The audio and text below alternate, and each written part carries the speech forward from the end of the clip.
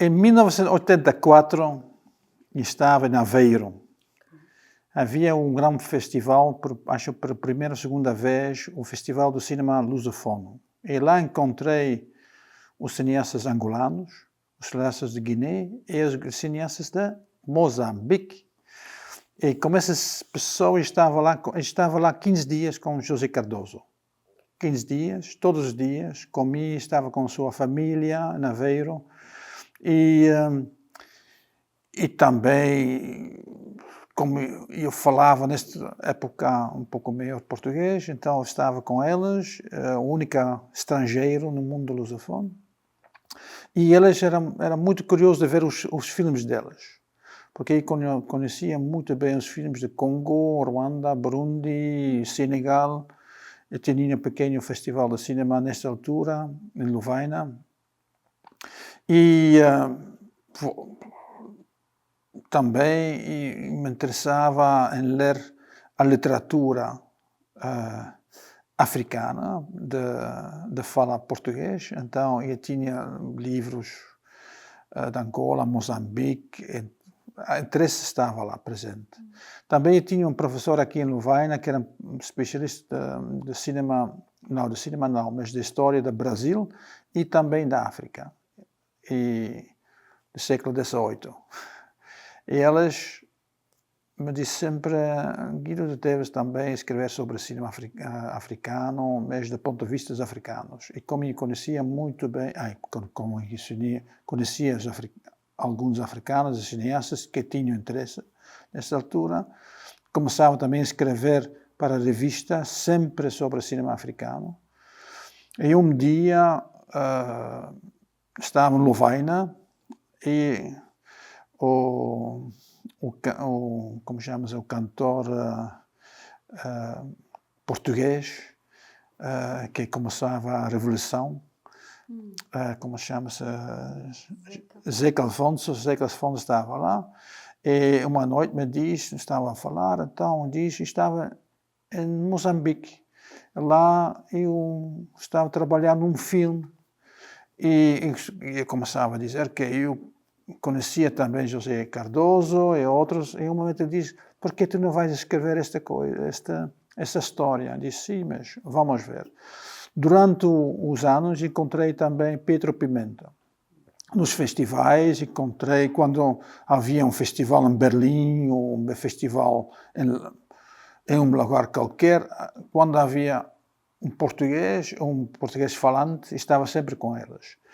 E eu trabalhava também como um festival de Troia, em Portugal. E Mário Ventura me dizia um dia, Guido, nós devemos fazer uma coisa, nós devemos encontrar fontes, dinheiro. E diz que eu falava com o ministro de Assuntos Estrangeiros português sobre a África, a cultura africana, e me disse, sim, me interessa muito. E diz, por que não fazer um foco sobre Moçambique? Porque os filmes moçambicanos não chegam aqui, não há mais contactos durante quase 30 anos, por que não fazer uma coisa aqui? Eu disse, sim, é bom. Então nós recebemos um orçamento do governo português para fazer um focus, e lá encontrei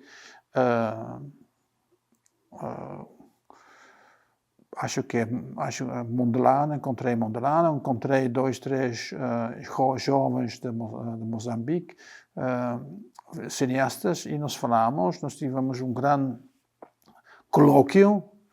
Isso foi já em que ano? Em 2006, acho 2004, 2006.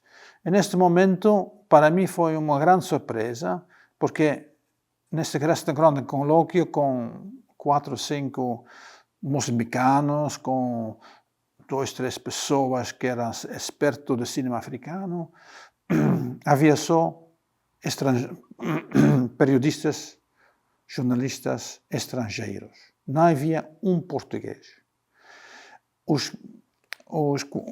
Mário ha convidado toda a imprensa como um grande buffet, o ministro dos Assuntos Estrangeiros estava presente, depois Mário Soares andava também, mas não havia um periodista português. Depois, alguém que tinha um festival de cinema africano em Lisboa durante alguns anos, que publicou também uma revista sobre África, acho que o nome é África, chegou por um momento, mas não estava sempre, todo sempre. Nos filmes não havia em português, as salas eram vazias. Para mim foi um choque, e também para o Mário Ventura, também para toda a gente foi um choque. Disse, aqui sim é ainda um ressentimento, como se diz, com a decolonização. A decolonização não está ainda digerado, não está ainda, e acho que eles pensam que em Moçambique eles fazem nada. Então eu disse, não, mas tenho outra opinião, eles têm também uma cultura cinematográfica. Neste momento eu escrevi um livro sobre o cinema, cultura cinematográfica em Congo, porque a gente diz na África eles não têm cultura cinematográfica. E diz, não, os africanos iam já muito ver filmes desde os anos 20, desde o princípio eles estavam a ver filmes, não todos, mas muitos.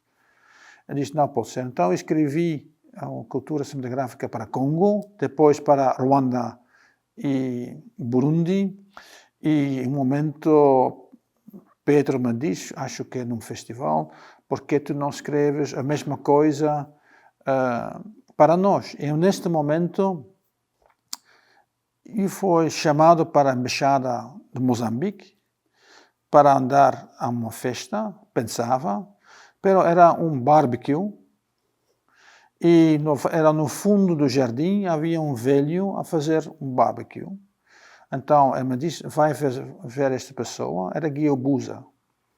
Guia Busa me disse, eu quero um livro, como vocês fizeram para coisa um livro como vocês fizeram para Congo e Ruanda.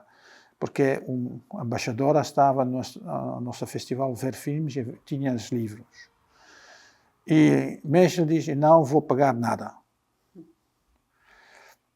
Então ele diz, claro, vou fazer, mas só como o mundo do cinema moçambicano. A primeira coisa que o mundo cinematográfico africano me diz, moçambicano me diz, Guido, se te faz um livro para o presidente, tu não podes contar conosco.